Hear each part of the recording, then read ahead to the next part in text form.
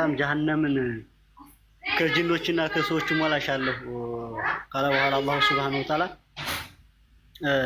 ከዛ በኋላ ጨምረኝ ስትል በእግሩ መታ መታ ያደርጋታል። ስለዚህ የእናንተ አምላክ ጀሀነም የሚገባ እግሩን የሚያስገባ አምላክ ነው እያሉ ብዙ አላዋቂዎችን ያወዣምራሉና ይህ ሐዲስ ምን ያክል ሷሂህ ነው ወضعيف ነው ወመውዱዕ ነው ወይስ ምን ያክል ነው? ወይስ ሰነዱ የት ላይ ነው የሚገኘው? ኪታቡስ እስኪ ብታብራራልኝ ብዬ ነው። እሺ ቤት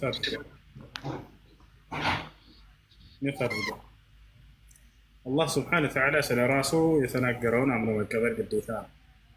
ነቢዩ ሰለላሁ ዐለይሂ ወሰለም ስለ አላህ ስብሓነሁ ወተዓላ የተናገሩትን አምኖ መቀበል ግዴታ ነው።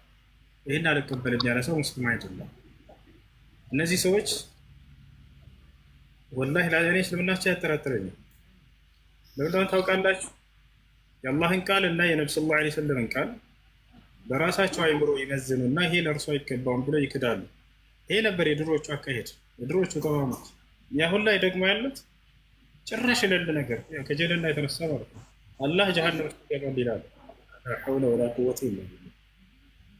ሰቱክተቡ ሸሃደቱሁም ወዩስአሉን። እቺ ምስክራችሁ ትጻፋለች፣ ትጠይቃላችሁ በቂያማ ቀን። ነቢ ሰለላሁ ዐለይሂ ወሰለም በተናገሩት ልክ ተናግራችሁ ዝም አትሉ? ቢያንስ እንኳን ባትቀበሉት አላህ ጀሀነም ውስጥ ይገባል የሚላሉ የሐዲሱ ላይ ወላሂ የለም። እናንተ የሚገባን አምላክ ትላላችሁ አይደል? እንደዛ የሚል የለም። ሐታ የضع ቀደመሁ الرب يعني فيه አላህ ስብሓነሁ ወተዓላ በእርሷ ላይ እግሩን እስኪያደርግ ድረስ ይላል ሐዲሱ ማለት ነው። ያ ማለት ግን አላህ ስብሓነሁ ወተዓላ እንደኛ አይነት እግር አለው ብለን እናምናለን እንዴ? በፍጹም አናምንም። ይሄን ያመነ ሰው ከሃዲ ነው። አላህ እግሩን እንደኛ እግር ነው ብሎ ያመነ ሰው ከሃዲ ነው። እሺ እግሩን ለምን አንቀበልም ይላችኋል? ለምን? እኛም እግር ስላለን ይላሉ አይደለ? በጣም ጥሩ። አላህ ስብሓነሁ ወተዓላ ይሰማል አይሰማም በሏቸው። ይሰማል። አንተ ትሰማለህ አትሰማም በሉት። እሰማለሁ። ታዲያ ተመሳሰለ እኮ ከዚህ ጋር። አይ የኔ መስሚያና እሱ መስሚያ ይለያያል ልልህ ይችላል። ታዲያ ያንተ እግርና የሱ እግር ምን አገናኘው? አላህ ስብሓነሁ ወተዓላ በእጆች የፈጠርኩት ይላል። ሱብሓነላህ እጅ የለውም። ለምን? እኛም እጅ አለና ተመሳሰለ ይሏቸዋል። አላህ ያያል አያይም በሏቸው። ያያል ይላል። አንተ ታያለህ አታይም? አያለሁ። እየተመሳሰላችሁ እኮ አይ የእርሱ ማየትና የኔ ማየት ይለያያል ልልህ ይችላል። አዎ ያን ልክ እንዲሁ የአላህ ስብሓነሁ ወተዓላ አደምን በእጅሽ የፈጠርኩበት ያለው የእርሱ እኛ እጅ አይገናኝም። ገብታችኋል አይደል? በዚህ መሰረት መናገር ትችላላችሁ። የእኛ እምነት ምን ማድረግ እንዳለብን እምነታችንን ልንገራችሁ። ስለ አላህ ስብሓነሁ ወተዓላ ባህሪ በተጠየቃችሁ ቁጥር በቁርአንም ላይ በሐዲስም ላይ ስለመጡት ይሄን ቃዒዳና መርህ ያዙ። የሰለፎቻችን ቃዒዳ ነው። በጣም ትልቅ መሰረታዊ የሆነ ቃዒዳ ነው። ጃ ረጁሉን ኢለል ኢማም ማሊክ ረሒመሁላህ ተዓላ وقال يا أبا عبد الله الرحمن على العرش استوى كيف استوى؟ فأطرق الإمام مالك رحمه الله تعالى برأسه وقال يا هذا الاستواء معلوم والكيف مجهول والإيمان به واجب والسؤال عنه بدعة ولا أراك إلا مبتدعا فأخرج عني هذا المبتدع فأخرج من مجلس الإمام مالك رحمه الله تعالى. إمام مالك ሁለተኛው የፊቅህ ባለቤት ናቸው ከኢማም አቡ ሐኒፋ በመቀጠል። እርሳቸው እያስተማሩ እያለ የሆነ ሰው መጣና ጠየቃቸው። ነቢያችን ሰለላሁ ዐለይሂ ወሰለም ኢማም ማሊክን ማለት ነው። የአባ ዓብድላህ አንቱ የአብደላህ አባት ሆይ ናቸው። الرحمن على العرش استوى كيف استوى؟ በቁርአን ላይ አላህ ከአርሽ በላይ ከፍ ብሏል ይላል። እንዴት ነው ከፍ ያለው አላቸው። ስለምንድን ነው የጠየቃቸው? سأله عن صفة من صفات الله عز وجل الثابتة في كتابه عز وجل. الله سبحانه وتعالى بقرآن الله كصدق وبهريات وشمكاكل كأسل عند بهري ونيتأيقاتشو. الله كأرش بلا يكف بلا لله القرآن. انديت نو كف يالو علاتشو. من دون يتأيقاتشو؟ كيفيان يتأيقاتشو يا جماعة؟ انديتاو. الله هذا من بيجي تفتر كتالة لمسالي الجملة ينثنو بلون دم تأيق مالتنا. بتاشوا؟ يلا الله سبحانه وتعالى من تون. بنيانا يلا بنقديتها من دنو؟ አደምን በእጆች የፈጠርኩት እንዳለ እጅ አለው። ነገር ግን ከኛ ጋር አንድ አይመሳሰልም።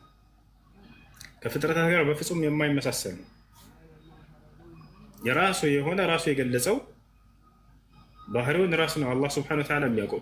نفوض كيفيته إلى الله سبحانه وتعالى وأما من ناحية العلم فلا نفوضه إلى الله عز وجل.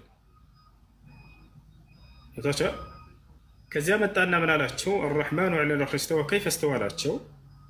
አንተ ሰው አሉት አልኢስቲዋኡ ማዕሉም ልብ በሉ ይሄ ነው መልሳችን ስለ አላህ ባህሪያቶች ሁሉ ከፍታ ይታወቃል አሉት ከነገራቶች ሁሉ የበላይ መሆን ነው ወልከይፉ መጅሁል አሉት የአላህ ከፍታ ደግሞ ከእርሱ ውጭ ሌላ ማንም አያውቀውም አሉት ወልኢማኑ ቢሂ ዋጅብ አላህ ከፍ ብያለሁ ብሎ እንደተናገረ ከፍ ማለቱን ማመን በአንተ ላይ ግዴታ ነው አሉት ወሱአሉ ዐንሁ ቢድዓ ከይፍያው እንዴት ነው ብሎ መጠየቅ ደግሞ ይሄ ቢድዓ ነው ነቢያችን ሰለላሁ ዐለይሂ ወሰለምን ሰሓቦች ያልጠየቁት የሆነ አዲስ መጥቶ የሆነ ጥያቄ ነው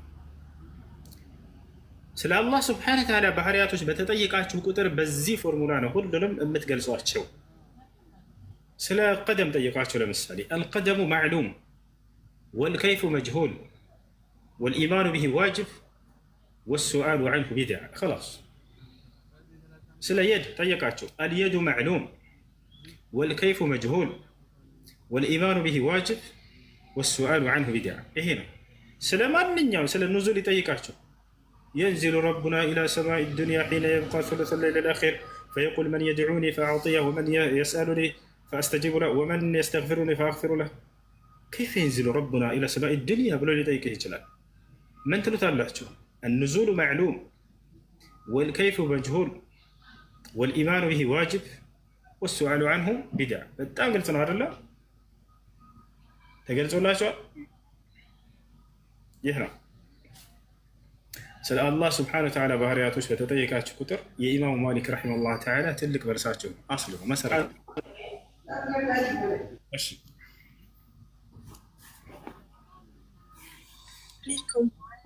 وعليكم السلام ورحمة الله وبركاته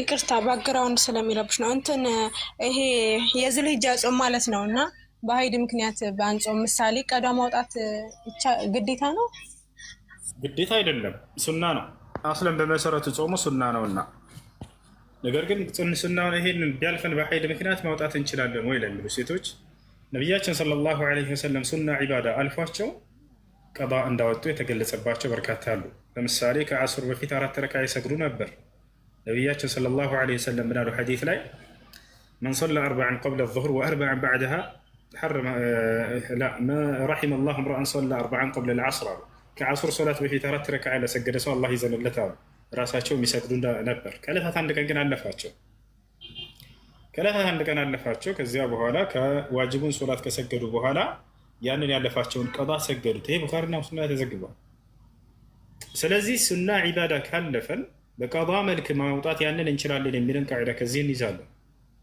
ገብታችኋል መን ፋተትሁ ሶላት ቢለይል ፈልዩሰሊሃ ቢነሃር አሉ ነብዩ ሰለላሁ ዐለይሂ ወሰለም በሌላ ቦታ ላይ በሌሊት የሚሰግደው ሶላት ያለፈበት ሰው እንቅልፍ ምክንያት ወይ ደክሞት ምናምን ያን ያለፈውን ቀን ላይ ቀዷ ያውጣው ይስገደው ብለው ተናገሩ ወዐላ ቂያስ ዛሊክ በዚህ አንፃር ይሄን ያለፈባቸው በሀይድ ምክንያት በሌላ ጊዜ ቀዷ ብታወጡት ችግር የለውም ብዬ አምናለሁ አይ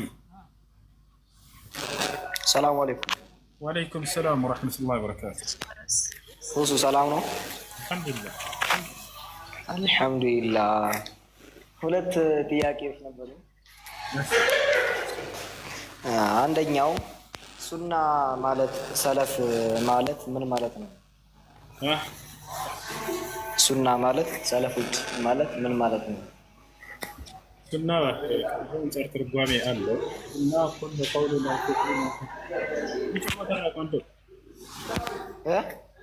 አንዴ ከፍጾ ቦታ ረክበል ምረብሽ ፍጻሜ እሺ አሁንስ كل قول تقرير ثبت عن النبي صلى الله عليه وسلم فهو سنة ማንኛውም النبي صلى الله عليه وسلم የጸደቀ ንግግር ሆነ ተግባር መስበክ ለይህ ሱና ተብሎ ይጠራል እሺ ሌላኛው ትርጓሜ ምንድነው الطريق وعليكم بسنتي وسنة الخلفاء الراشدين እንዳሉት አደራ የኔን መንገድ ተከተሉ የኔ ቅኑ መንገድን የተመሩ ሰዎችንም እነሱንም መንገዳቸውን ተከተሉ ብለዋል እዚህ ቦታ ላይ ሱና ብሎ ማለት طريق ማለት ነው ትክክለኛው ቀጥተኛው መንገድ ማለት ነው እሺ ሁሱኒ ጥያቄን አልጨረስኩም ነበርና እንትን እጣ ፋንታ የምንለው ነገር በእስልምና እንዴት ይታያል እጣ ፋንታ ማለት የሰው ልጅ እድል ነው ሊደርሰው የሚችል አይነት ነገር ምን ነው ያኔ እንደዛ የሚባል እድል እንደዛ የሚባል ነገር የለም። በቃ ይሄ እድሌ ነው እንግዲህ የ40 ቀን እድሌ ነው ይላሉ ሰዎች። እድል ብሎ ሂሳብ የለም። እድል ብሎ ሂሳብ የለም። የሰው ልጅ የሚያገኝ ወለይሰ ሊልኢንሳኒ ኢላ ማ ሰዓ፣ የሰው ልጅ የሰራውን እንጂ አያገኝም ይላል አላህ። አንድን ሰው ክፉ ነገር አላህ ሊያደርስበት እድል ነው ብሎ በፍጹም እንደዚያ አያደርግም አላህ ሱብሓነሁ ወተዓላ። ወማ አሳበኩም ፈቢማ ከሰበት አይዲኩም ወማ አሳበኩም ሚን ሙሲበትን ፈቢማ ከሰበት አይዲኩም ወየዕፉ ዐን ከሲር። ምንም አይነት ክፉ ነገር አይደርስባቸውም እጃቸው በሰራቸው ስራ ቢሆን እንጂ እያለ ይናገራል። ይሄ እድሌ ነው፣ ለእድል የሚባል ሂሳብ የለም። እሺ